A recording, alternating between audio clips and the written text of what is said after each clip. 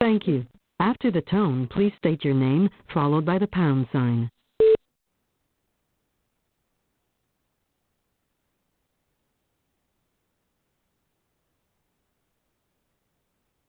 You are being placed into conference in muted mode.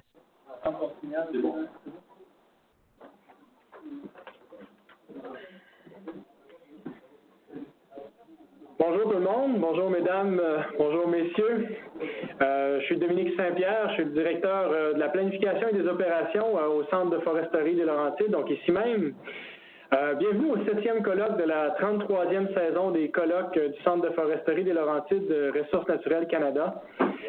Aujourd'hui, la conférence porte sur l'initiative SM2, la fabrication agile et intelligente de demain, qui va être diffusée aux intervenants du secteur forestier simultanément dans plusieurs sites à travers le Québec et le Canada. C'est donc avec plaisir que je vous présente notre conférencier d'aujourd'hui, M. Serge Constantino. Vous voyez ici sur la photo, il sera là dans quelques instants. Il est directeur de recherche de l'initiative SM2 pour FP Innovation. M. Constantino est ingénieur forestier, puis a obtenu une maîtrise en sciences du bois de l'Université Laval. Relevant du vice-président Industrie, M. Constantino est responsable de la gestion et de la coordination de cette importante initiative qui est SM2, qui vise le développement de solutions innovantes et transformatrices pour le secteur des produits du bois. Récemment, il a accepté des défis supplémentaires au sein d'FP Innovation en tant que directeur du secteur industriel pour la région de l'Est. Il a pour rôle principal dans ce mandat-là de développer et de maintenir la pertinence du programme de recherche et d'innovation d'FP Innovation dans le secteur des produits du bois.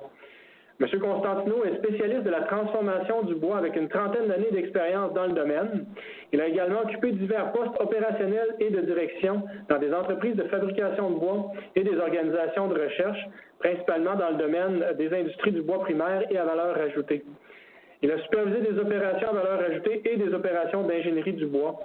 Et M. Constantino a conseillé de nombreux chefs d'entreprise et équipes techniques dirigées dans le cadre d'importants projets d'immobilisation liés au plan de réduction des coûts et à l'amélioration de l'efficacité opérationnelle dans les activités de scierie, de génie du bois et de fabrication secondaire.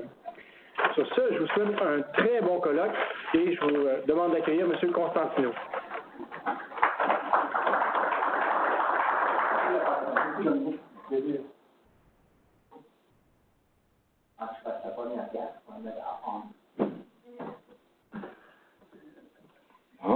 Bonjour tout le monde.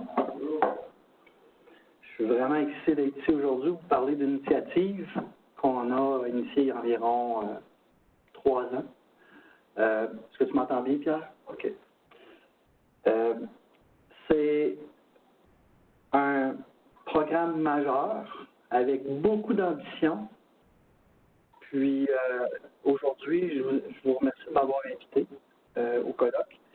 Puis au cours de cette conférence, je vais vous tenter de vous illustrer pourquoi il y a une nécessité entourant le besoin d'avoir de l'agilité, puis de la flexibilité, puis de l'intelligence au niveau des opérations de scierie, entre autres.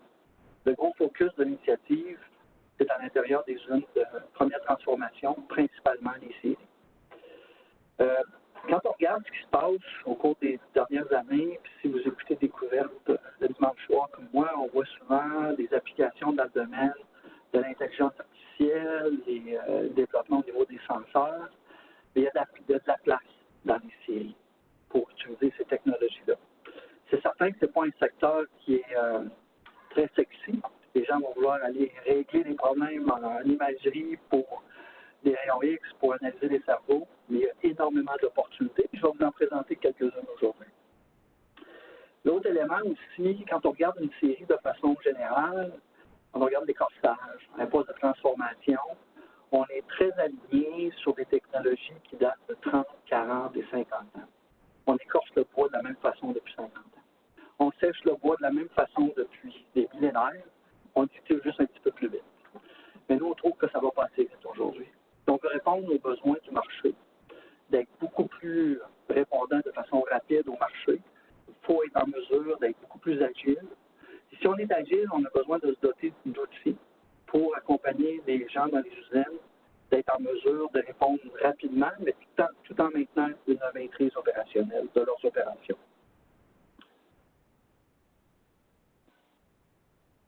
Je n'avais pas cette première slide-là. OK. Bon, ben, moi, je demeure à Montréal, fait que je m'ennuie des côtes.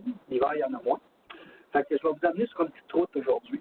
Puis on va parler principalement de 4 blocs. On va revenir un petit peu sur les défis de l'industrie.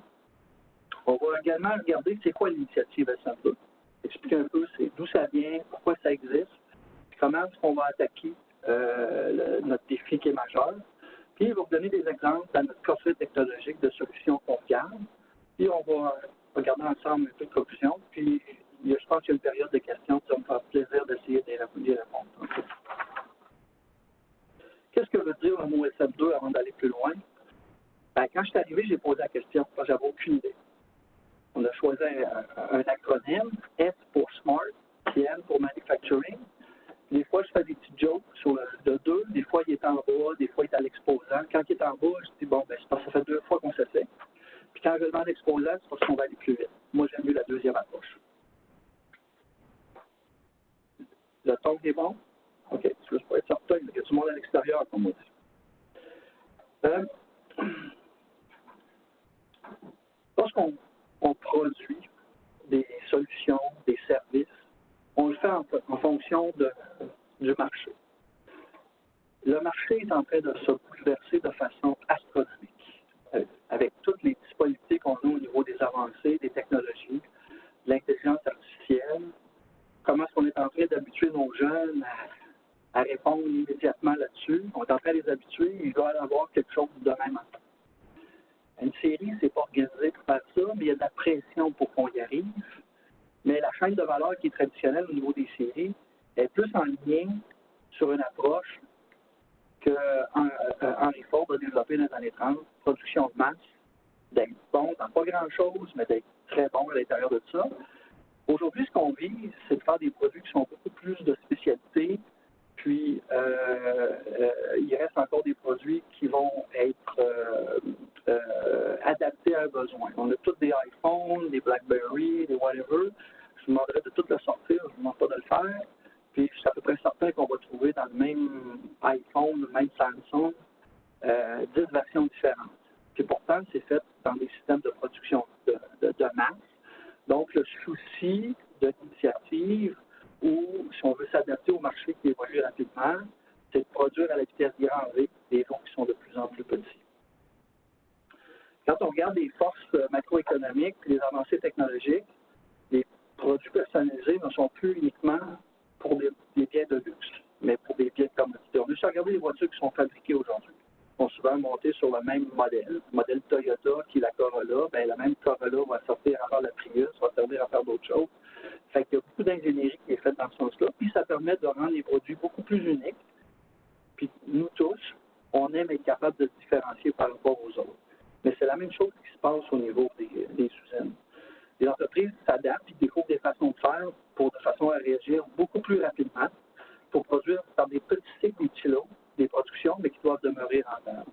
Mais pour être en mesure de faire ça, il faut avoir une maîtrise opérationnelle puis de l'accroître. Mais on a des éléments qui jouent contre nous autres pour être capable de faire ça. Dans les scieries, le secteur forestier, il n'y échappe pas. Les produits et les coproduits, traditionnellement, étaient des produits de commodité. Il y a environ une vingtaine d'années, lorsque j'ai commencé à travailler, puis Gilles était directeur d'opération, quand on avait 50, 60, 80 produits à faire, on avait la gamme complète de la demande. Aujourd'hui, tu parles aux sieurs, il y en a des milliers, parce qu'il y a quelqu'un qui veut un stud premium, fait d'une certaine façon, ça va aller chez Rose. Le même va être un stud plus, il n'est pas premium, mais ça va aller dans un autre marché. Chacun peut se différencier pour se positionner par rapport à la clientèle. Fait que les industriels voient le fort désir de diversification des produits et des coproduits. Mais on a des défis qui sont associés à ça. Premièrement, pour être en mesure de garder la maîtrise dans le procédé et faire des changements rapides, bien, la chaîne de valeur de la forêt jusqu'au client, présentement, est encore beaucoup en silo. On génère beaucoup d'informations pour une activité, on ne la partage pas avec l'autre silo. Ce qui se passe en forêt, c'est en forêt. Pire que ça, dans une série, il y a probablement des dizaines d'équipements qui devraient se parler, puis c'est des équipements qui sont complètement indépendants. Fait qu'il y a de l'information qui est cumulée à un endroit qui ne peut pas servir à un autre endroit. Fait qu'on dédouble beaucoup d'activités. L'objectif ici, si on veut être beaucoup plus fluide puis agile, il va pouvoir interconnecter tous ces équipements-là. Puis, présentement, c'est de cumuler ces informations-là. On entend parler souvent de Big Data. Il y a des fonctions qui sont répétées. On peut-tu les simplifier pour arriver à avoir un système qui va être beaucoup plus agile à ce moment-là. Un des gros facteurs qui nous affecte aussi, c'est au niveau de la pénurie de la main-d'œuvre. Ça se passe dans votre secteur, ça se passe dans tous les secteurs. Puis le secteur forestier, les scieries n'y échappent pas. Il y a environ 3 ans, j'ai été faire un démarrage d'une opération dans le nord de l'Ontario. C'était à 300 km au nord de Sault-Sainte-Marie. Je pense que vous avez un bureau CFL dans ce coin-là. Et j'étais à 3 heures de route environ jusqu'à la ville de 70 000 de population était. Puis il y avait une grosse scierie qui était en démarrage. On avait besoin de 150 employés dans un village de 600. Puis une fin de semaine, j'ai fait monter mon père pour aller à la pêche avec. Une journée, il y a eu des roches à l'usine, il y a eu des urgences. J'ai dit, papa, j'ai pas le temps avec toi d'aller te montrer.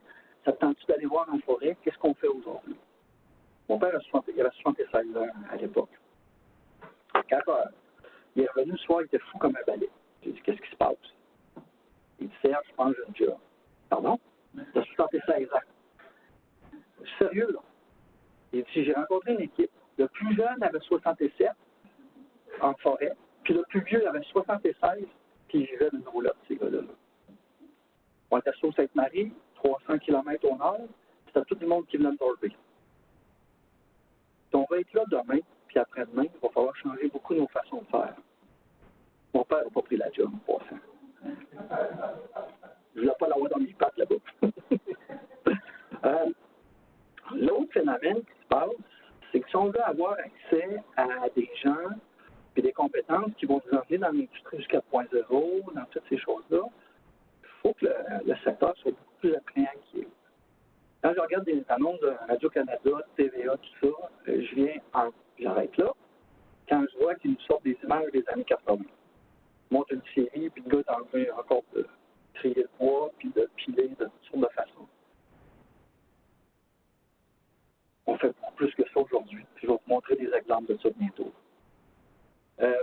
Le déploiement technologique dans l'Est du Canada est souvent basé sur des indicateurs plus traditionnels. Il faut baisser nos coûts en travaillant sur la productivité. Il faut baisser nos coûts en travaillant sur le rendement matière. C'est tout important. Mais aujourd'hui, avec les séries qu'on a dans l'Est du Canada, sont beaucoup plus petites que celles dans l'Ouest et celles dans le Sud des États-Unis.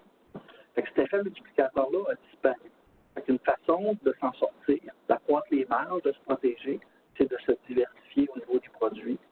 Et pour ça, ça prend beaucoup plus de maîtrise opérationnelle. Ça varie entre les régions. Je vais vous montrer une slide de ça là-dessus. Ça varie même à l'intérieur d'une grosse boîte. Il y a plusieurs grosses entreprises au Canada.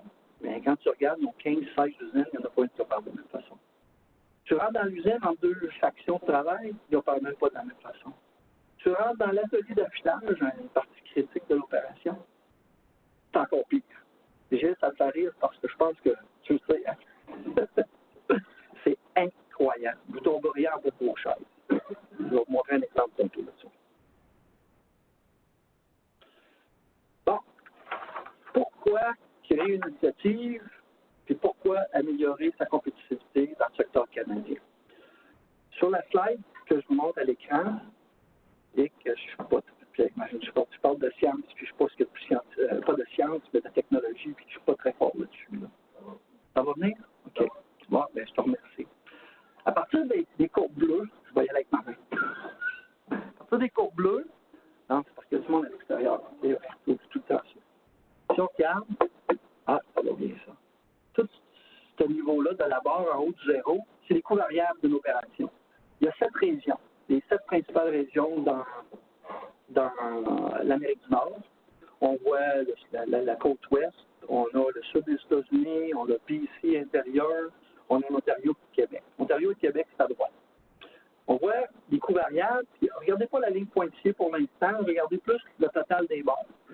Si on s'arrête à ça, là, on a les coûts de bois, on a les coûts de main-d'œuvre, les coûts énergétiques, on a les coûts des supplies, de l'approvisionnement. En termes d'équipement, en termes de fourniture, on s'aperçoit que le Québec et l'Ontario, là, on était les meilleurs dans les années 90, là, on a perdu pas mal notre compétitivité. Puis on est en position de risque avec ça. Dans un contexte ou que les prix de 2014 existaient, si on regarde les coûts, ben, il commence à avoir des usines là, qui sont à problème pour être capables de maintenir leur productivité. Si on regarde les coûts, quand ils ont été en 2008, là, dans le temps là, où que toutes les offres sont liées pour que ça arrête, là, il y avait beaucoup d'usines qui étaient en problématique. Il y a eu des gros programmes au niveau du Québec pour être capable de les faire passer. Ce qui nous a sauvé, c'est la ligne pointillée.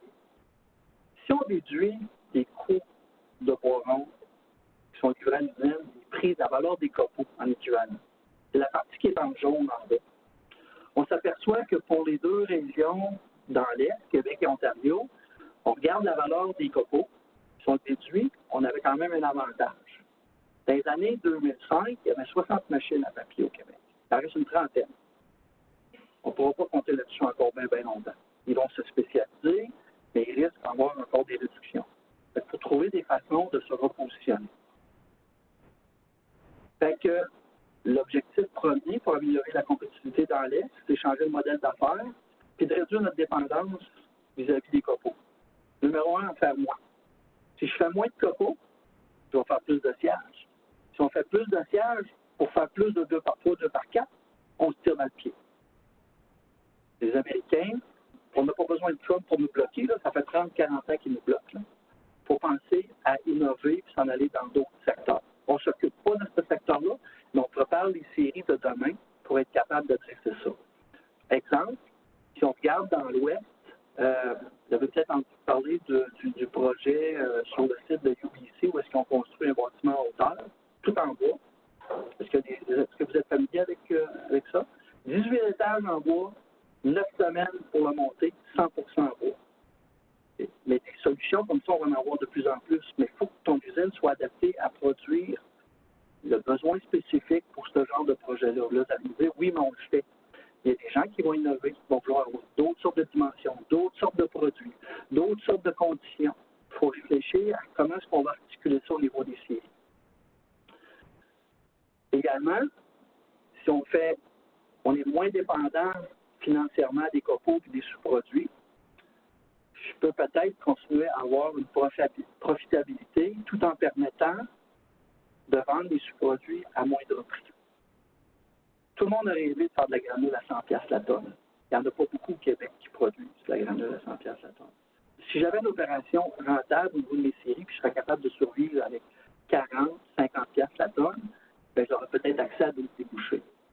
Pas juste pour le Québec. Dans le sud des États-Unis, d'avoir de l'approvisionnement en termes de granules, de matières premières pour faire de la granule à ces prix-là, ça existe. Il faut penser au marché global. Puis il faut s'inspirer des meilleurs pour être capable d'arriver à ça.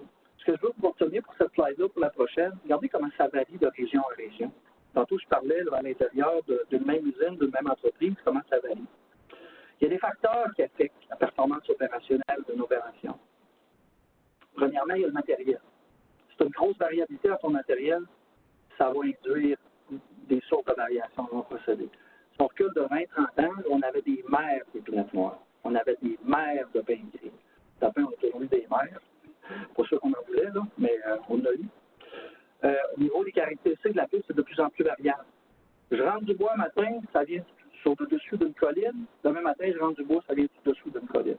C'est pas une caractéristique.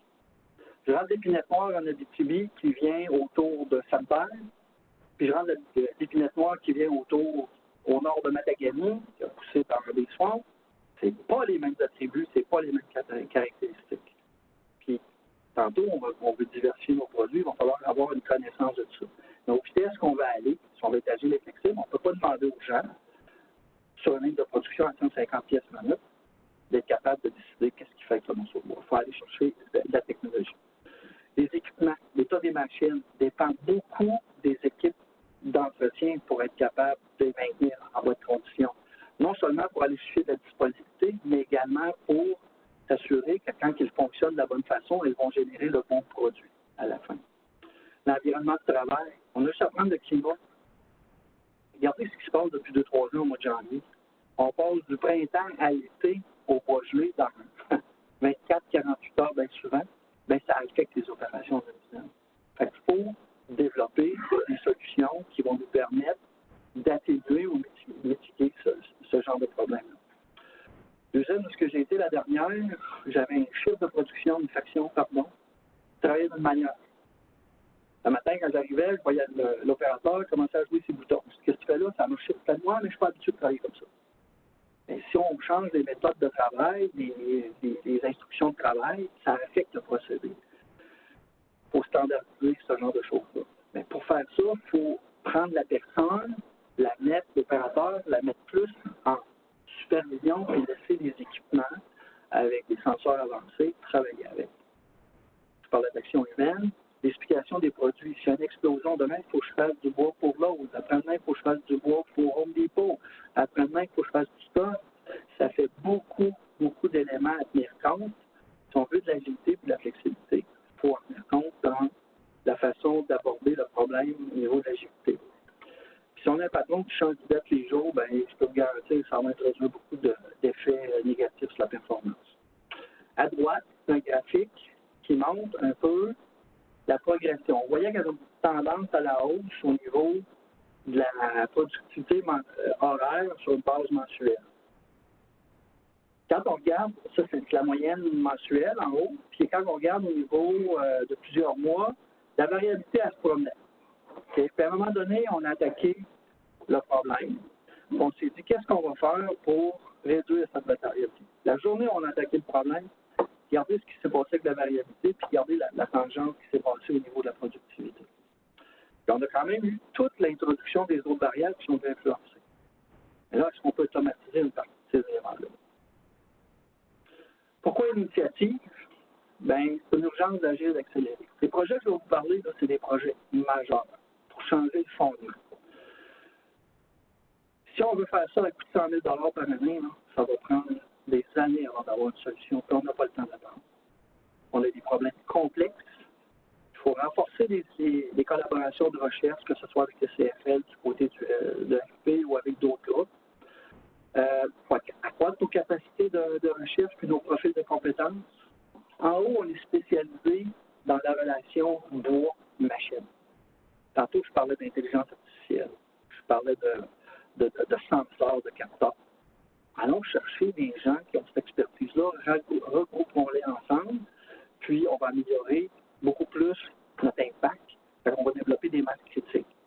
L'initiative SM2, c'est un peu comme ça qu'elle est née. Voilà.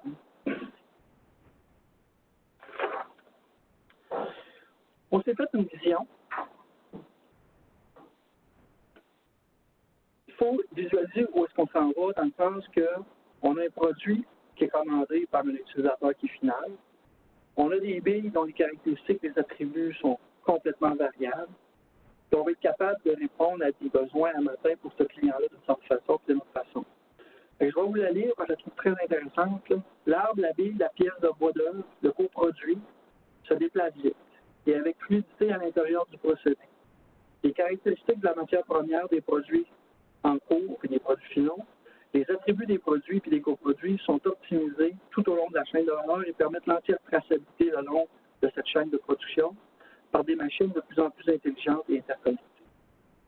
Le système de technologie intelligente détecte toute déviation, donc une rétroaction, par rapport aux normes de fabrication avec l'équipement et pour le produit, et de façon automatique, en fait la correction.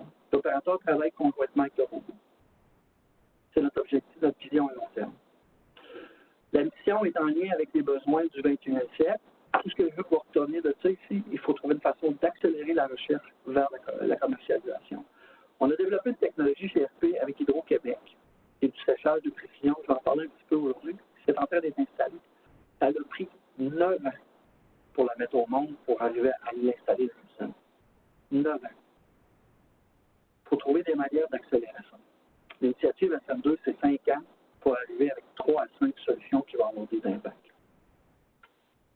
Une des bonnes façons de faire ça, c'est graviter autour des partenariats. Oui, ça prend de l'argent, ça prend de la grosse argent. Puis, de cette façon-là, tu peux attaquer tes problèmes beaucoup plus rapidement. Bon. Qu'est-ce qu'on fait dans l'initiative? L'initiative, c'est d'offrir, on ne pourra pas demander à tous les sieurs canadiens de raser leur usine, puis de repartir à zéro, puis d'en construire même temps, nos membres chez RP nous demandent on a besoin d'aide dans tel secteur. On a besoin d'aide dans tel secteur. L'initiative a été designée, conçue, de façon à développer un coffret de technologie avec des blocs légaux, qui vont nous permettre, lorsqu'on va tous les rassembler ensemble, d'avoir la solution utile qu'on vise. Vous n'êtes pas trop tanné? Ça va? Je ne vais pas trop vite? Ici, sur cette... Et je suis encore en train de regarder. Là. Et là, ici, c'est un procédé typique de série où est-ce qu'on voit l'entrée du bois, la série, la sortie vers les séchoirs, puis le lien avec l'usine de rabotage. Ce que je trouve intéressant avec cette diapo, c'est qu'on voit où on travaille dessus. Tout ce qui est bleu, c'est le système de vision. Tout ce qui est vert, c'est d'utiliser les systèmes de vision pour créer ce qu'on appelle des plateformes agiles et intelligentes. Plus j'ai l'information, plus je vais prendre des bonnes décisions. Puis aussi, ça, c'est avec ce qu'on a dans le moment. Maintenant, est-ce qu'on peut penser à d'autres technologies qui vont vraiment renverser la façon dont on transforme les billes de siège au Canada? Je vais vous présenter des projets plus spécifiques maintenant. En fait, je reviens sur l'autre slide. Chaque point, je ne les couvrirai pas tous parce qu'on n'aura pas le temps matin, mais je vais vous présenter des exemples sur quoi on travaille, où est-ce qu'on est rendu dans certains cas.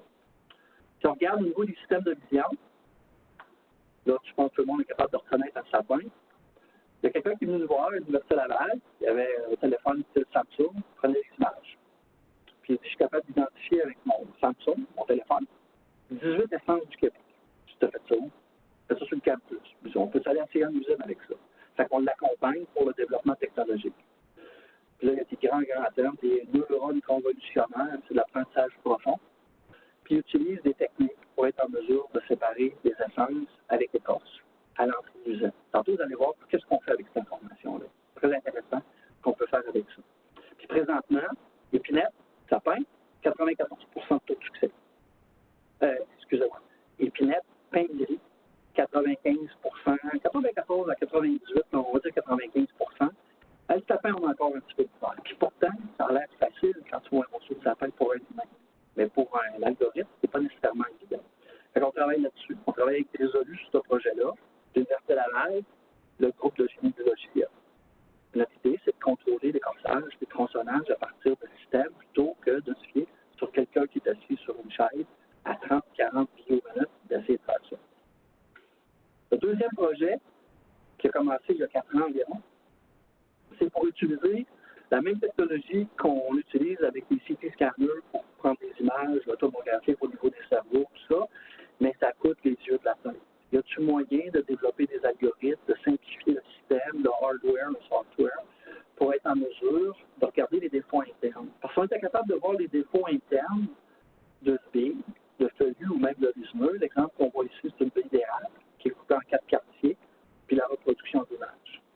Le défi du projet, c'est qu'on a accès à un système qui va nous permettre des retours dans l'usine de 1 an et demi à 2 ans maximum et de nous amener à comprendre quels attributs sont importants à capturer, d'en connaître la signification, c'est-tu fiable comme senseur, pour être en mesure de transmettre ça à l'équipement pour prendre les meilleures décisions. Prenez une bille avec beaucoup de nœuds. Si je la positionne pas de la bonne façon, les nœuds risquent de se retrouver sur la rive d'un 2/6, par exemple. Je vais perdre un paquet de propriétés mécaniques. Je passe de grade émetteur à 2, je peux peut-être même plus 3. Mais je suis capable pour le nœud le positionner dans le milieu de la pièce. Je préserve sa valeur mécanique, puis je peux faire de quoi. Fait que le système qui est ici, c'est on scanne la bille, on examine où est la position des défauts et on l'oriente de façon à tirer le maximum de valeur. En Amérique du Nord, il y a des systèmes installés aux États-Unis, en Idaho. Okay? Mais c'est une usine qui est monstre. Il y a la capacité financière pour supporter un tel projet. Si on veut l'adapter à nos usines ici, il faut être en mesure de réduire les coûts. Puis on a des techniques qu'on a développées chez RP puis qu'on est en train d'explorer. C'est tellement excitant comme projet qu'il y a 3 manufacturiers. Je vais les appeler les trocs bleus, les trocs rouges et les trocs jaunes. Je pense que je n'ai pas le droit de les nommer encore. Camions bleus, rouges et jaunes. qui sont assis à la même table que nous, que si vous les rencontriez dans un show, ils s'arrachent la chemise pour vendre leur technique, ils veulent cette technologie-là en Amérique du Nord, fait qu'ils travaillent avec nous dans ce projet-là. Ça nous permet d'accélérer et de travailler ces bonnes affaires. On a développé, il y a quelques années, à partir du proche infrarouge, une technologie qui regarde dans le spectre de la lumière une petite fenêtre qui est du proche infrarouge, puis après ça, on peut mesurer toutes sortes d'attributs. À partir de cet attribut-là, par la signature d'image qui est capturée, on est capable de dire « Ah, coudonc, c'est une épinette. Coudonc, c'est un sapin. Coudonc, c'est un pain gris. » Ça peut servir, tantôt on parlait de bois avec écorce, on peut faire ça sur le bois-ci. Ça, c'est tellement important de trier notre bois avant de le sécher pour faire des lots plus uniformes. C'est une technologie qui amène beaucoup d'avantages au niveau des usines. On peut aller plus loin. On peut rentrer dans une usine de rabotage où est-ce qu'on installe des machines d'1,5 million, 2 millions, qui a toutes sortes de paramètres pour casser le bois. Et on dépend encore d'humain pour dire si c'est une épinette, un pain gris, parce qu'on peut avoir toutes sortes de stratégies pour des clients en fonction du produit qu'on fait. Cette technologie-là est présentement à l'essai chez GDS à Matane. Puis l'équipementier qui nous supporte, c'est Autolog, une compagnie de Montréal. Puis nous, on travaille à transférer nos connaissances technologiques pour faciliter sa commercialisation. Il y a déjà des technologies qui existent. Par exemple, il y a des détecteurs d'humidité qui vont mesurer ou estimer la teneur en humidité d'une pièce.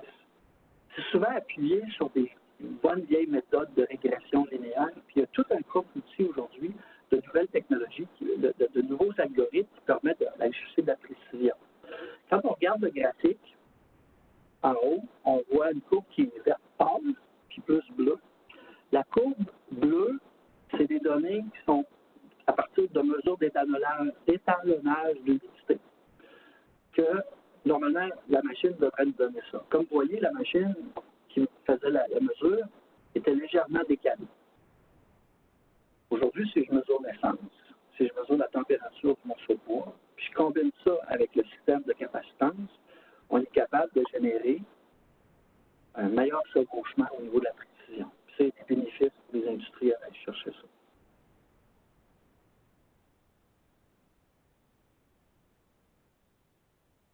Si on améliore nos systèmes de vision, puis on met des capteurs fiables autour des équipements, on peut être capable d'aller chercher de l'information qui va rendre nos plateformes intelligentes. Je fais souvent des farces avec certains industriels qui installent des machines d'1 million, 3/4 de million.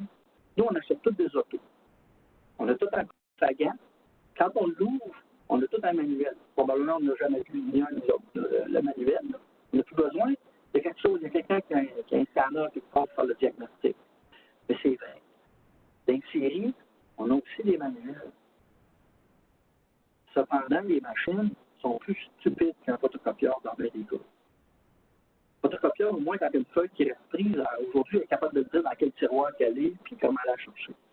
Il n'y a pas de système de diagnostic automatique qui permet à un employé d'entretien d'aller dire, écoute, regarde pas là dans la machine, là, le problème semble là. Un peu à l'image des autos quand on les amène, puis que le mécanicien dit, ben, regarde, je vais le mettre sur le computer ou sur l'ordinateur, puis je vais dire c'est pas le problème. On l'a pas, ça. C'est fou. Des lignes de production, 15 millions d'installs. Fait qu'il y a des choses qu'on va aller chercher. Puis en plus, on ajoute des capteurs pour la rendre plus intelligente. Puis d'utiliser cette information-là, on va être beaucoup plus efficace et beaucoup plus productif. Donc, vous en parler de quelques exemples maintenant. Tantôt, j'ai parlé d'un détecteur d'essence sur des corsets. Si je connais cette information-là, si j'ai l'information de l'humidité de la bille, et si j'ai sa température, je vais pouvoir dire à l'écorceur, c'est un sapin, il est sec, ajoute donc la pression en fonction du diamètre de la bille dans telle conséquence. Je fais une rétroaction, je dis je suis correct, puis demander un système d'apprentissage en arrière pour que je dise écoute, j'ai encore 4% trop d'écorce dessus, ou je suis dans la fibre, il va s'ajuster sur tout ce milieu. Parce que qu'est-ce qui se passe dans la vraie vie? On a des opérateurs qui sont assis sur des chaises. Ils ont accès aux pressions. Il est 2 heures du matin. Ils voient, il est couché bien raide. Tu rentres dans l'usine. Puis à 2 heures l'après-midi, tu retournes, tu as encore les mêmes niveaux de pression, puis il a changé d'essence en plus. C'est une maudite opportunité. On est en train de mettre tous les jeunes, ces chaises-là. Là. On est en train de changer. Là. On a des pénuries de main-d'œuvre. Fait qu'il faut s'assurer qu'on ne dépend plus de ces gens-là pour avoir une maîtrise opérationnelle. Mais ils sont là quand même pour surveiller et collaborer. La machine est là pour collaborer avec eux autres. Fait que c'est un exemple de projet où est-ce que l'avantage, on va être capable d'afficher de la rendement matière, de la vitesse, des réductions de coûts, puis de protéger les billes en conséquence. Un autre, on a fait énormément d'études chez FP sur les tournevis. Dans une série, on mesure le diamètre, puis on a souvent des billes qui sont pas trop droites. Puis il faut l'orienter en fonction de la géométrie extérieure. Soit on va dire, on va mettre la banane en haut, la banane en l'envers. Puis on va alimenter la machine avec ça. Mais des fois, on pourrait donner un 10 degrés, là, puis là, on aurait les deux à la bonne place. On est en train de préparer la technologie, on regarde à l'intérieur de la bille. On n'a même pas les systèmes de tournevis qui sont précis. On regarde le graphique du haut, là, c'est 13 usines.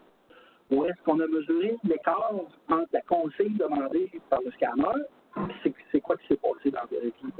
On voit là, en moyenne, à peu près, pour les 3-4 premières, là, okay, on regarde, on fait la moyenne de tout ça, 13-14. Des fois, dans le sens horaire, on est meilleur que dans le sens anti-horaire. On explique ça quand même. On ne savait pas. Fait que pendant 1 an, on a suivi une usine, les écarts entre la consigne et le réel, là, qu'on voit la courbure. Puis en bleu, je ne me souviens pas, je pense que c'est des billes de feuillus, puis en rouge, c'est des billes de résineux. Mais regardez ce qui se passe au printemps. À partir du printemps, il y a une amélioration.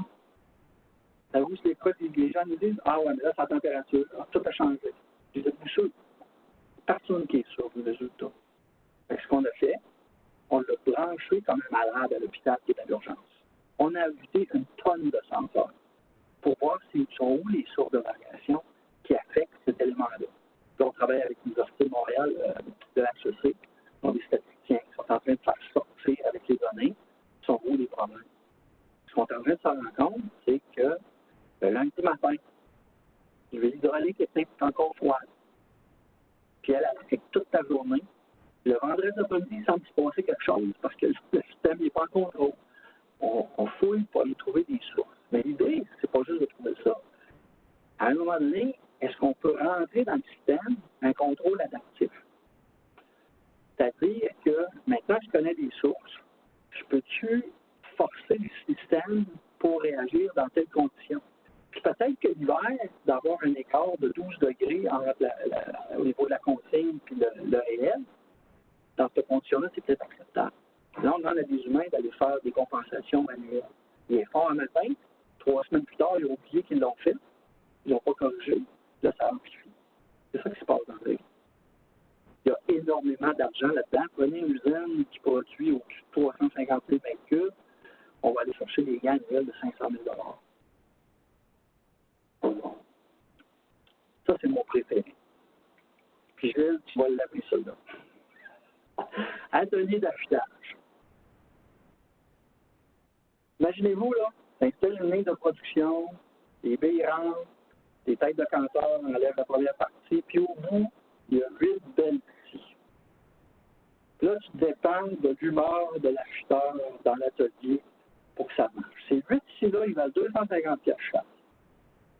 Puis quand la ligne est arrêtée, elle coûte 3 000 $. Je vous le garantis, là. C'est pas une science, c'est pas un art, cette place-là. Je ne sais pas où ce que c'est, mais c'est incroyable. Fait que le projet, il n'est pas compliqué. Je vais vous dire comment ce qui a été imaginé et approché au niveau des scientifiques en haut. Je veux un McDonald's. Est-ce que vous avez vu le film là, sur le monsieur qui a créé les. Peut-être qu'il a volé à ses chums l'affaire des McDo? C'est quoi le titre encore? Je ne me rappelle plus. OK.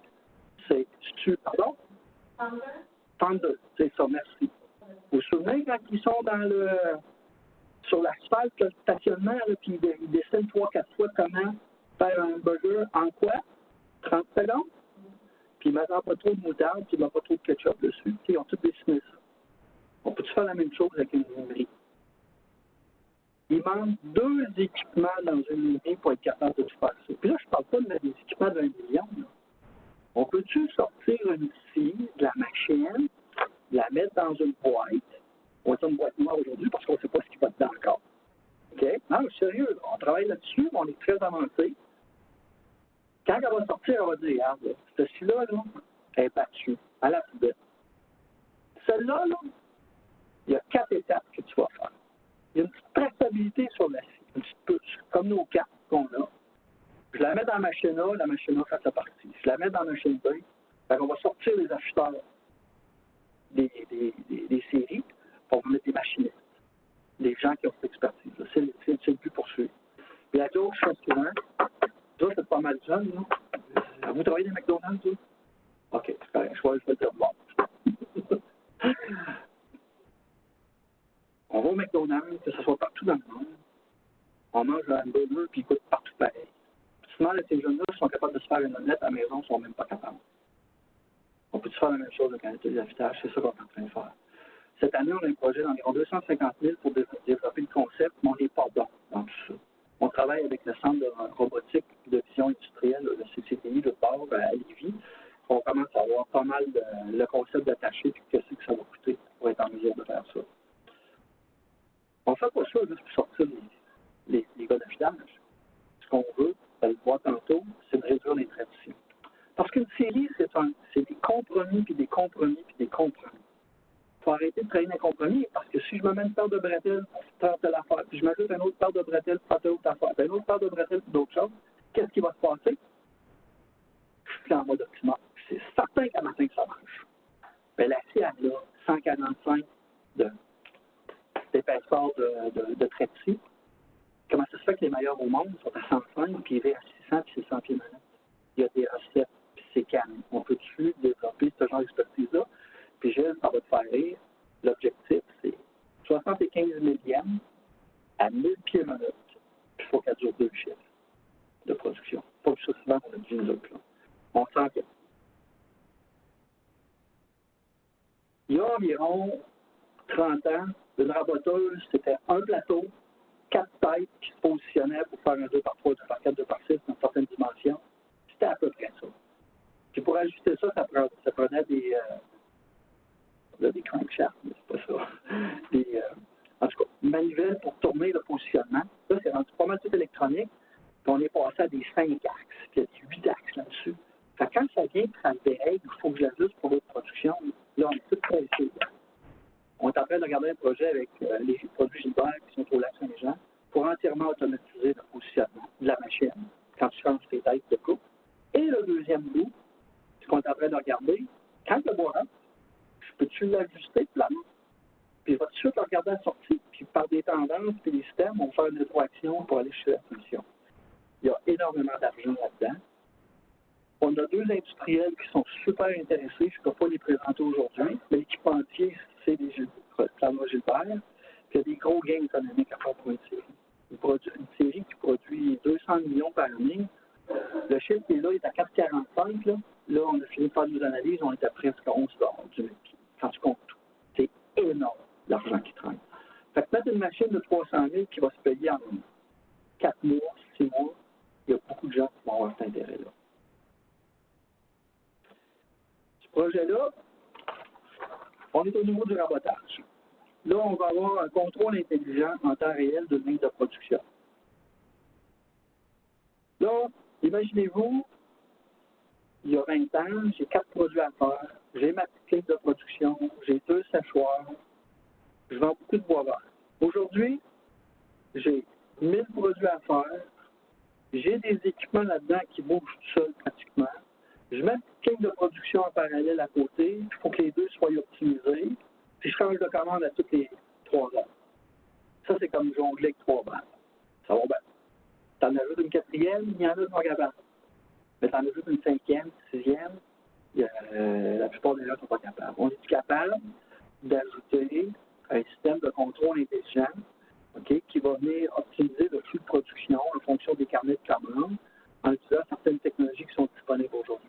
Là, on est une équipe qui est en train de travailler une plateforme qui va être capable de s'adapter à différentes situations pour justement tenir compte de tout ça. Puis le Forac a travaillé beaucoup dans ce sens-là dans les dernières années. Fait qu'on puise beaucoup dans leur expertise avec d'autres pour tester ça en usine. Puis ce projet-là va aller chez GNS également. Ça, c'est un projet qui est récent. On l'a déposé la semaine passée à titre d'idée. C'est faire de l'entretien prédictif au niveau du usine. Si on regarde le graphique à droite, la plupart des gens n'ont pas de chance. OK? Ils vont changer systématiquement. À tous les 3 mois, je fais telle chose. À tous les 6 mois, je fais telle chose. Je ne pose pas de questions, je ne prends pas de chance. Je ne prends pas de risque. Il y en a d'autres, mais un petit peu d'intelligence dans le système d'entretien. Bien, s'il y a telle condition qui arrive, je vais changer les équipements, je ne prendrai pas de chance. Il y en a d'autres qui attendent ta brise. C'est l'autre point qui est complètement faux. L'idéal, c'est de voir où la panne pourrait être prédite, puis venir se positionner juste avant. Ça, c'est l'objectif du projet. Mais on est loin de faire ça dans les usines. Ils n'ont même pas de système d'entretien préventif. Quand ils en ont un, ils leur demandent ce qu'ils font. Il y a beaucoup de travail à faire. Il y a un gros changement de culture, puis le projet vise à venir les supporter, à s'assurer que leur système d'entretien travaille ces bonnes choses. Il y a des senseurs qui vont venir amener des lumières jaunes. On va examiner avec les pertes de temps qui se passent. On va essayer de prédire quand est-ce qu'il faut faire telle chose. Il y a énormément d'argent dans un projet comme ça. C'est un projet extrêmement ambitieux. Ça va être un projet de 3 ans. On va le déposer le 4 avril chez nos partenaires financiers. Mais ça prend des gros calibres. On travaille avec l'Université du Québec à Rimouski, Lévis. Ils ont de l'expertise un peu à ce niveau-là. La Polytechnique, Laval. Puis on est en train de regarder au niveau des fournisseurs de plateformes d'entretien. Il y en a déjà qui existent. Il y en a qui ont de l'intérêt là-dedans pour aller se différencier par rapport à d'autres systèmes. Parce que dans une série, les meilleurs sont à 93% d'efficacité, de disponibilité, pardon. Les moins bons, 35. La moyenne, entre 70 et 80. Pour chaque 10% de gain que je vais chercher, on parle entre 500 000 et 3/4 de million. N'oubliez pas ce que je vous ai dit. 3 000 de l'heure quand l'usine vit ou qu'elle ne vit pas. Fait que si on va aller chez 10% de ça, puis on peut passer soit plus de bois ou faire d'autres choses, ça devient intéressant. C'est certain, 3 000, c'est les coûts fixes et les coûts variables. Ce qui reste en coûts variables, c'est à peu près 700 $. Mais c'est quand même très intéressant comme opportunité. Mais c'est pas juste pour sauver du temps de production. Parce que c'est des équipements qui sont pas en ordre. Ton produit en cours ou ton produit fini, souvent, il ne correspond pas à tes attentes. Tu scannes, tu optimises, tu mesures une valeur de 100. À la sortie, tu t'attends d'avoir 100. On est à 94, 95. Il y a encore une opportunité pour t'améliorer à ce niveau-là. Les 3 technologies. Ça va bien en montant, je pense que ça va être correct. Je vais vous présenter 3 technologies. Là. Tantôt, ce que je vous ai présenté, c'est surtout, on a des équipements, on les améliore un peu, on ajoute des sensors, un peu comme les autos qu'on peut acheter aujourd'hui. Moi, j'allais à la white, là, puis j'étais sur le téléphone, puis j'étais dans l'une, je mettais ça sur le cruise. Puis quand il y avait une grosse bande qui montait à la côte, mon char, il venait dessus. Mon char, ce que j'ai acheté, il n'est pas passé de 30 000 à 60 000. Là. Ils ont acheté quelques sensors, quelques équipements dedans. Fait qu'il y a une approche pour ça. Fait que tout le coffret que je viens de vous parler, c'est pour améliorer les équipements qui existent déjà dans les opérations, puis les amener à un autre niveau. Les curseurs la rendent plus intelligente, la roboteuse la rend plus intelligente. Mais quand ils vont être plus intelligents, on va être capable de les faire parler tout ensemble. Puis là, on va se rapprocher du but ultime, qui est de rendre tout ça agile et fluide. Premier projet, c'est un projet qu'on fait avec l'Université Laval, le département de métallurgie. En fait, notre objectif, je t'ai dit 75, j'ai exagéré tantôt, c'est le 80 millième au niveau du traité. À vitesse de 8 pieds minute, puis deux fois plus durable. Parce que les billes, la fibre coûte de 60 à 70 $ de cube. Si je peux enlever toutes les traits ici puis les diminuer au maximum, je me fais de la place pour faire d'autres choses. C'est ça qu'on fait. Mais en même temps, il y a une limite. Plus t'es mince, plus tu peux faire de la variabilité, puis là, tu pars de l'autre bord, tes dimensions cibles peuvent être plus grandes. C'est sûr qu'on ne peut pas laisser tomber ce côté-là, il faut le maintenir. Fait qu'on regarde, avec l'Université Laval, on a commencé un projet qui comprend des postdocs, des maîtrises et des doctorats, 7 options différentes, puis je vais vous en présenter une sur la prochaine slide, 7 options différentes pour améliorer et atteindre notre objectif.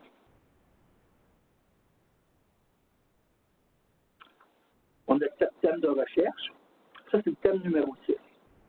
Sur la diapo, côte à côte, 2 si pendant 4 heures dans une usine. Donc, on va le répéter 4 heures, 8 heures. Okay? C'est nos premiers essais qu'on a fait récemment. Regardez comment c'était bréché en haut ici. Okay? Ça, c'est deux lames qui sont identiques. Il y a une petite différence. J'expliquais à Pierre tantôt, juste avant de commencer. Je veux visualiser un glaçon qui part après la maison puis qui descend. On était tous jeunes, on se mettait tout ça dans la douche, vous vous souvenez? La première partie, t'as facile à casser. Plus c'est mince, plus c'est petit, plus ça va être friable. On a trouvé une technique pour le rendre moins friable, sur le même principe. On crée ce qu'on appelle des micro-biseaux. Après 4 heures, regardez la différence entre les deux. Fait que là, on va aller voir comment ça se traduit en bénéfice, en force motrice, puis travailler éléments. Mais ça, c'est une des 7 composantes qu'on est en train de regarder. On va regarder autre chose. L'ennemi numéro 1 d'une lame, c'est la chaleur. Fait qu'il faut la protéger de la chaleur. Elle est mal faite, la lame négociable, la lame circulaire. J'ai besoin de 2 forces différentes qui s'opposent. Pour avoir un corps solide, puis une partie beaucoup plus flexible. Là, si je la rends toute flexible ou toute solide, ça ne marche pas. On est en train de regarder des techniques, comment est-ce qu'on peut bâtir une lame avec 2 corps différents étrangers, puis d'arriver à ça. Puis je vais vous donner une idée de principe. C'est-tu le dixième qui est punché ou c'est le 2 piastres? C'est lui que c'est le 2 piastres. On essaie de regarder des techniques où est-ce qu'on peut puncher dans du matériel 2 corps complètement différents, puis d'en faire des lames. Pas compliqué, mais c'est difficile à ramener jusqu'à l'opération au niveau du sciage. C'est un exemple de résultat qu'on est en train de travailler dessus. L'autre, tantôt, j'ai parlé un petit peu du séchage chez GDF. On a installé un séchoir de précision. Comme je vous indiquais tantôt, c'est le projet qui a pris 9 ans à mettre au monde. On ne peut pas faire ça. Ça va être trop long. Qu'est-ce que ça permet, ce projet-là? Tantôt, j'ai parlé des bâtiments de 18 étages. Tout fait en bois. Pouvez-vous imaginer s'il y a une grosse variabilité au niveau de l'humidité dans les pièces de bois d'en bas, au milieu puis en haut, comment ça doit tout travailler, ça, là? Il faut être beaucoup plus sacoche. Les niveaux de tolérance au niveau de l'humidité, pour que ce soit beaucoup plus précis, pour être en mesure de garder toute la structure et ces éléments-là stables. On a développé une technologie qui utilise un séchoir haute fréquence, comme notre micro-ondes, dans le fond, pour être en mesure d'isoler les pièces qui sont plus vertes ou de prendre un lot de pièces dont la distribution d'humidité est quand même assez large, puis de fermer la cloche pour répondre à des besoins spécifiques du marché. C'est l'objectif de ce projet-là. Puis les premières pièces ont passé la fin de semaine. Elles ont passé dans la fin de semaine passée chez GDF. Donc, on est en train de travailler. Puis ça, ce projet-là, ça a été long pour différentes raisons. Je parlais d'un volet financier, mais il a fallu partir de laboratoire à pilote, à pré-commercial, je vais l'appeler comme ça. Puis là, on est dans une unité commerciale installée. On est dans le vie. L'autre projet, tantôt j'ai parlé de mon McDonald's qui était mon coup de cœur. Ça, c'est mon deuxième coup de cœur. Sécher le bois extrêmement rapidement. Séchage ultra rapide. Présentement, les essences de bois québécoises, le sapin, ça varie entre 85 et 150 heures. Il n'est pas tout sec. Le pain gris, 20 heures à 50 heures, tout dépendant de son humidité de départ, la condition. Puis l'épinette, 30 à 70, tout dépendant du soin. Ce projet-là, c'est faire tout en 2 heures. Les mêmes opérations, 2 heures de séchage. Fait que là, on est en train d'explorer des façons de faire qu'on n'a jamais faites. Le morceau de bois, il ne faut pas dépasser 200 degrés. On est à 350-400 dans le four. Il ne prend pas en feu, je fais plus pas. On est en train d'explorer ces techniques-là. Puis présentement, on sait qu'avec ce qu'on connaît aujourd'hui, puis pas stresser le bois, le pain gris, on n'est pas loin de 3 heures. Notre objectif, c'est 2. Je vais vous montrer pourquoi un petit peu plus tard, au niveau du temps de séchage. Mais si on est capable de sécher du bois en 2 heures, puis je suis capable de sécher à la même vitesse que ceci, il me reste juste à mettre le planeur au bout, puis j'ai un procédé complètement continu. J'ai plus besoin de casse. J'ai plus besoin de me casser la tête si je peux faire des demi-paquets et des full paquets. J'ai le procédé en continu comme une ligne de pâte et papier dans le fond. C'est ça l'objectif qu'on vise. Là, il faut se donner des outils. On est loin de la coupe aux lèvres, ça 12 ans pas. On s'en va dans la direction. Cet élément-là, je vais le sauter. Tantôt, j'ai parlé faire moins de copeaux, maîtrise opérationnelle, faire plus de fiage. Pour d'autres applications, on peut avoir une meilleure maîtrise parce qu'il faut contrôler les attributs. Mais qu'est-ce qu'on fait avec le reste, avec les copeaux ou des gros marchés? On explore, on a un volet dans SN2 qui nous permet de regarder différentes applications. Le but ultime de SN2, c'est de partir de la cour de Boiron, d'arriver au camion. On s'est mis une faction, 8 heures. Présentement, ça varie de 3 jours à 5 jours.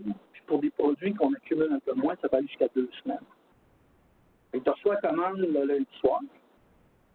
Le mardi, tu as fait au complet. Puis sur le camion le mercredi matin ou le mardi soir.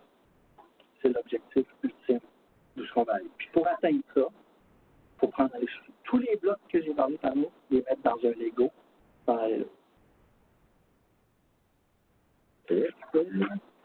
Hey, j'ai même pas eu besoin de mes notes, c'est pas pire. Un petit bout. OK. La 4e révolution industrielle est à nos portes. On a décidé de saisir certains éléments de notre côté parce que le monde change. Ils veulent avoir des produits qui sont pour eux, qui permettent de différencier. Ça, c'est le syndrome des 2 piscines en 2 voies. Moi, j'ai une piscine plus grosse que la sienne. Ça se passe dans tous les jours, dans toutes nos activités. Il faut adapter la façon de transformer le bois pour aller vers ça. Il va rester des gens qui vont faire de la commodité. Il y a 30 ans, tout le monde faisait peut-être 3, 4, 5 % de produits spécialisés. Là, il n'est pas rare de voir des entreprises qui sont à 30, 40 %. Puis un jour, on va voir de la commodité à 20, puis probablement des produits à 80 % de spécialité.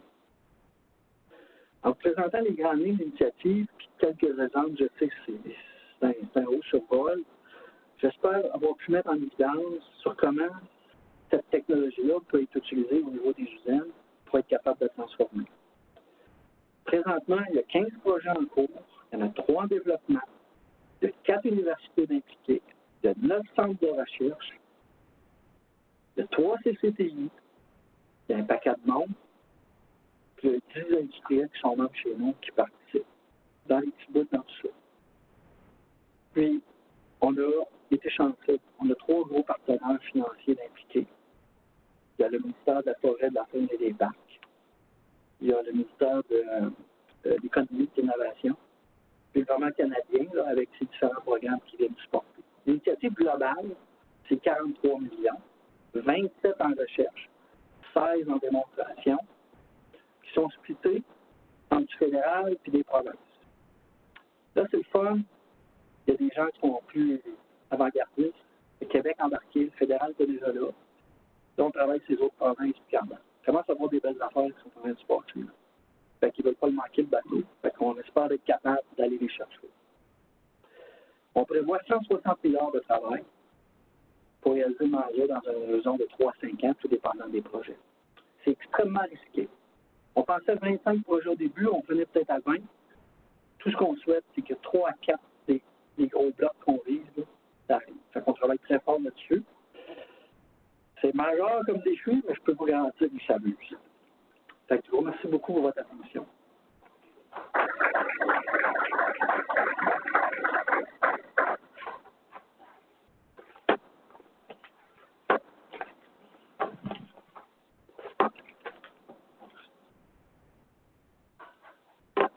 Alors, merci, M. Constantino. Mon nom est Pierre Godbout. Je vais animer la période de questions. Alors, comment on fait pour poser des questions? Si vous êtes en région, vous sélectionnez votre nom dans la liste des participants et sélectionnez l'icône main levée. Ça va nous indiquer que vous avez une question. Et au moment voulu, je vais vous mentionner d'appuyer sur étoile 6 pour enlever le mode discrétion. Vous pouvez également utiliser la boîte de chat que vous avez si vous préférez poser votre question par écrit. Pour les gens en salle, vous n'avez qu'à vous avancer au micro. Dans les 2 cas, on vous demande de vous nommer et nommer l'organisation que vous représentez. Donc, la période de questions est ouverte. commencer avec une question en salle. Bonjour, Clément Aubin, Fédération québécoise des coopératives forestières. On parle maintenant de connecter la forêt à l'usine. On parle de traçabilité de la forêt jusqu'à même peut-être à la sortie de l'usine. Avec une usine dite SM2, comment voyez-vous, est-ce que c'est encore nécessaire de connecter la forêt à l'usine? Elle est-tu rendue trop intelligente? Elle a-tu encore besoin de ces informations-là? On parle on a beaucoup d'informations qu'on peut stocker. On pense aux têtes d'abattage, tout ça. D'immenses bases de données, la géolocalisation de l'ensemble des bios, en fait. Comment voyez-vous que comment ces données-là pourraient servir à une usine aussi performante que ça? C'est une très, très bonne question. Puis, il y a à peu près 2 ans, j'avais rencontré Lise, aussi Lise Carbon. Elle avait dit, y a-t-il une contribution qu'on peut faire pour SM2 pour arriver à ce que tu expliques? Et j'ai dit, moi, je pars de la balance. Et on a une autre équipe qui travaille sur une initiative qui est similaire. Ça s'appelle Foresterie 4.0. Je ne sais pas si tu connais Francis Charette ou Denis Cormier chez nous. On est en train justement d'élaborer ces éléments-là. Parce qu'elle ne sera jamais assez intelligente, la série. Là, on va reculer en forêt, que tu me parles. Et pour l'avoir vécu un peu, présentement en forêt, on met des gens dans les têtes des abatteuses, puis ils génèrent déjà beaucoup d'informations. Dans telle couche, à tel endroit, j'ai du bois de telle grosseur. J'ai du bois avec telle caractéristique. Peut-être que notre inventaire, on peut la déplacer de la série là aussi. Puis à partir de là, gérer une partie. Bon, il y a des saisonnalités, il y a des éléments à regarder, mais il y a une partie de l'information qui pourrait être récupérée pour faire ce que tu penses. Ils sont en train de regarder comment est-ce qu'ils vont en forêt se connecter. La différence, le gros défi qu'ils ont en forêt par rapport à nous, dans une usine, j'ai toutes les infrastructures pour toute journée. En forêt, les infrastructures de communication, c'est pas tout le temps évident, puis pour le partage d'informations, mais ils travaillent sur cet aspect-là. Elle ne sera jamais assez intelligente. Là, il y a un projet, un des 3 projets qu'on décolle. J'ai parlé de celui d'entretien préventif. Le deuxième gravite autour des postes de mesurage. Il y a quelques années, le ministère, avec d'autres partenaires, va regarder, on a moins en moins de mesureurs, on peut-tu remplacer cette fonction-là par quelque chose d'autre?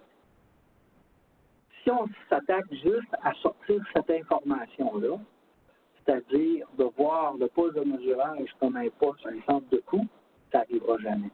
Ça coûte 2 millions et demi, je vais te dire.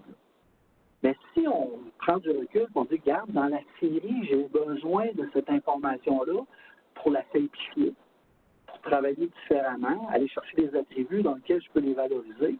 Je vais peut-être être capable de justifier plus facilement le 2 millions à ce moment-là. Mais 2 millions dans le cours, puis si je suis capable d'en sauver 3 dans l'usine, là, on va reculer. Possiblement qu'en forêt, on pourrait faire la même chose pour être en mesure de reculer. Il y a des gens qui se posent encore la question si on y va avec des multifonctionnels ou si on revient à la bonne vieille méthode des arbres entiers livrés à l'usine. Sais-tu quoi? Ils n'ont pas encore exploité le full potentiel de la multifonctionnelle. Moi, j'ai comme l'impression qu'ils vont faire une erreur s'ils ne vont pas au bout de leur démarche. Idéalement, tu es assis dans la batteuse, tu pointes avec ton laveur l'arbre qui est là, OK? Puis tu te croises les doigts, les bras. Et elle devrait sortir toute l'information optimisée comme à l'usine. Les technologies ne sont pas toutes là. Il y a des gens qui sont en train de travailler dessus à ce moment-là. Est-ce que ça répond à tes questions? Oui. Pas de questions encore pas le droit de te poser de questions. En région, donc on va passer avec une question en salle. Alors Serge, bonjour, puis je suis content de voir qu'on continue des progrès avec des choses que peut-être on imaginait il y a 10 ans chez FP Innovation, qui s'appelait autrement à ce moment-là. Écoute, ma question, moi, c'est la suite de ce qu'il vient de te poser. Comment on connecte cette initiative-là avec le marché? Parce qu'il y a encore des choses qu'on observe dans la façon dont notre belle industrie du siège met ses produits en marché qui mériterait d'être examinées sérieusement. C'est une très bonne question. Puis, l'approche qui a été prise, c'est de simplifier le procédé dans l'usine. présentement, on travaille des solutions, que ce soit avec Sorac ou avec d'autres, dans le contexte de notre usine actuelle, où ce que c'est tout en silo, où ce qu'il y a beaucoup d'inventaire entre le sciage, puis le séchage, puis le rabotage. Si ça va tout être connecté, ça va être plus facile par la suite de se connecter avec le marché. Présentement, dans l'initiative, on ne l'adresse pas, cet aspect-là. Nous, on essaie de simplifier le procédé dans le cœur, de façon à avoir cette agilité-là et flexibilité. La connectivité qu'on a réfléchi jusqu'à maintenant, c'est qu'on pense que des industriels vont faire un peu sur le même modèle que quelques-uns ont mené au Québec, comme le chantier Chibougamau, où est-ce que dans la cour, il ne fait pas un produit nécessairement pour le vendre aux États-Unis, mais pour ces 2 ou 3 usines qui sont à l'intérieur. Pour que ça soit tout linké. Puis un des 15 projets qu'on a, c'est on est en train de donner une bouchée d'air à Abitech, pour faire un Abitech 2. On est en train de faire complètement la refonte de l'outil. Parce qu'avant, on commençait au tronçonnage, puis on arrêtait à la sortie de la série. On ne gardait même pas de séchage et de rabotage. La façon dont on est en train de le construire, là, c'est d'y mettre des modules. Ah, j'ai un module pour faire du CLT, j'ai un tel module, j'ai un autre module, tu sais, pour être capable de combiner des choses. Après ça, quelle étape qui va rester, c'est la commande, à ce moment-là. Fait que présentement, l'initiative, la bouffée est déjà assez grosse. On prend le cœur. Si on pense être capable de le simplifier, puis je pense qu'on est capable, on va être en mesure, après ça, de simplifier ce qu'on a besoin de faire. Puis là, présentement, on essaie de faire de la traçabilité dans les cours de bois rond, la traçabilité dans le bois de bois vert qui est prêt au séchoir. Si j'ai plus ça, moins de ça, il faut travailler ailleurs que sur le paradigme actuel. Pas ça, pas un petit peu de question. Je comprends qu'il faut commencer quelque part. Hein? C'est juste ça. De rien. On va passer avec une question en région de M. Adil Lagdé. Alors, pourriez-vous nous en dire plus sur la technologie de séchage ultra rapide? Sinon, sur le coût énergétique en comparaison avec une opération de séchage conventionnelle? Non aux 2 questions. Donc, j'aimerais pouvoir répondre. Premièrement, on est en train de se protéger de notre propriété intellectuelle sur la partie séchage. Il faut être très prudent à ce niveau-là. Ça, c'est le premier élément. Pour ce qui est du volet énergétique, il y a eu des analyses de fait. Et ce qu'on se rend compte, c'est pas nécessairement juste le coût énergétique qu'il faut regarder. J'ai eu accès il y a quelques semaines à des layouts d'usines, des plans, dans lesquels on voit 2 scénarios. Un scénario plus traditionnel de scierie avec séchoir conventionnel versus un scénario où le séchage ultra rapide est rentré. L'écart entre les deux, l'un qui coûte 140 millions d'US, l'autre en coûte 110 millions d'US. Okay. Fait que pour la partie énergétique, on n'est pas rendu à ce stade-là. Alors, on va passer avec une question en salle. Quel côté retraité? Sans sûr. Ça fait longtemps. Je suis très impressionné par l'ensemble des projets que vous avez. Entre autres, en particulier, moi, j'ai, il y a plus que 20 ans, un problème dans une scierie avec l'entracé des lames circulaires. J'ai été obligé de faire réentraîner toutes les équipes 3 fois dans la même année pour espérer avoir moins de variabilité dans la préparation des lames circulaires. L'autre chose que je dois vous dire, c'est que je connais la variabilité à l'intérieur et à l'extérieur des usines. Je pense que vous adressez vraiment un problème là, avec les capteurs qui existent maintenant dans le marché. J'espère que vous allez trouver des solutions appliquées. Je me rappelle d'un projet que j'ai fait pour une entreprise pour laquelle j'ai travaillé. C'était en 1995. Je leur ai dit que ça coûterait du 1 000 $, mais sans argent, sans modifier l'usine, sans dépenses de capital. Ça a rapporté 1 million dans l'année, dans les 12 mois qui ont suivi.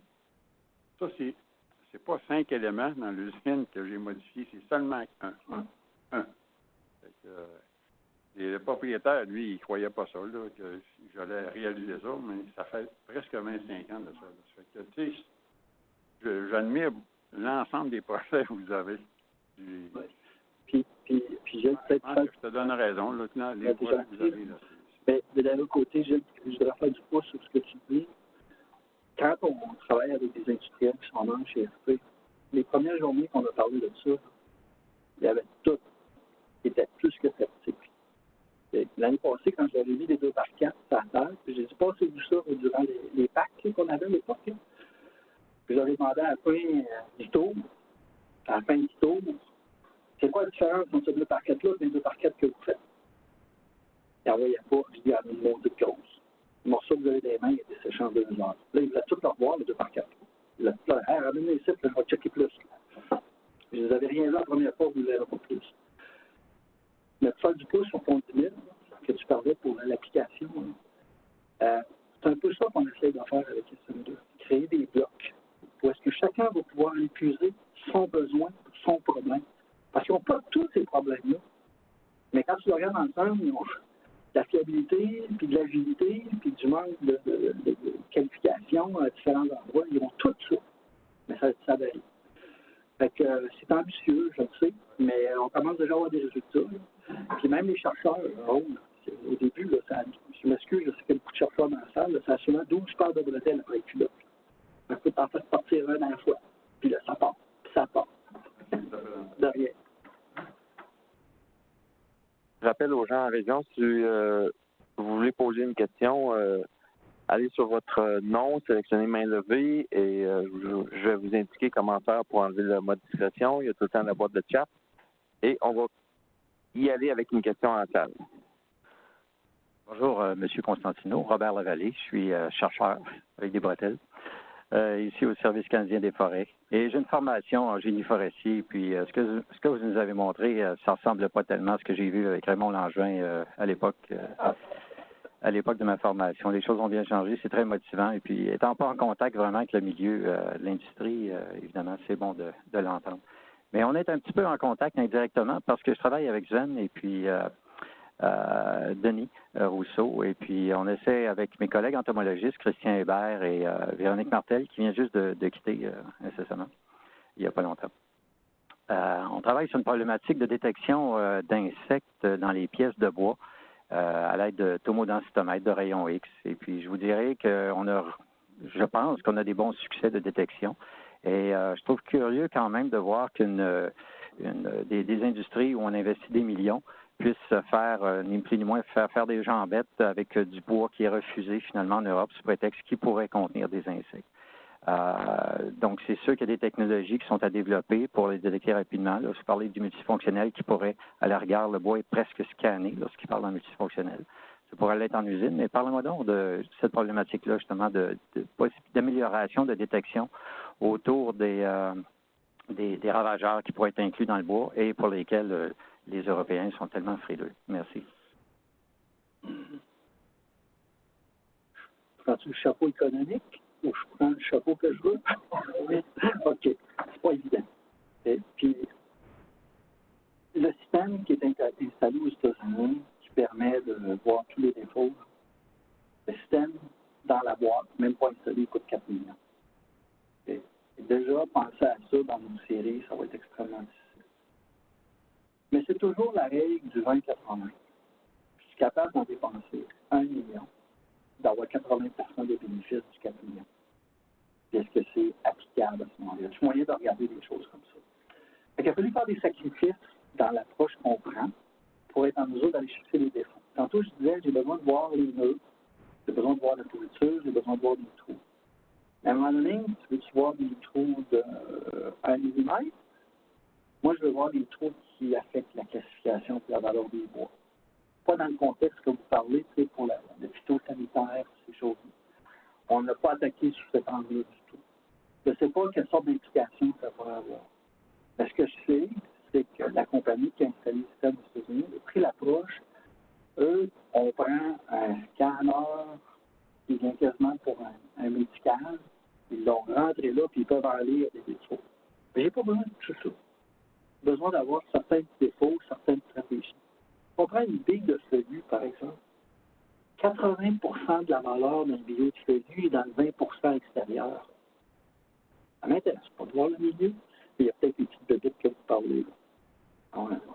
On prend une approche beaucoup plus Mais ça ne veut pas dire qu'à un moment donné, avec pas la vulgarisation, mais la technologie qui va être adoptée, ça va simplifier au bout du coup.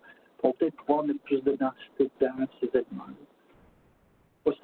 Ça aide à comprendre un peu notre approche. On était loin du besoin que vous parlez, mais ça ne veut pas dire qu'il n'est pas important non plus. Bon, on veut créer une première génération, le monde va tirer dessus, on va commencer à y croire, puis bang, on part.